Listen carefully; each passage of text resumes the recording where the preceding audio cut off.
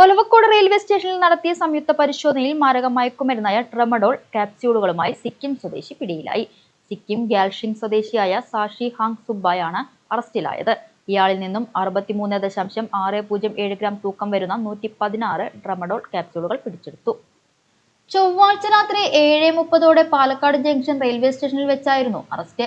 Operation thunder പദ്ധതിയുടെ ഭാഗമായി Palakkad excise enforcement and anti narcotic special സ്ക്വാഡും റെയിൽവേ സംരക്ഷണ സേനയും സംയുക്തമായാണ് പരിശോധന നടത്തിയത്.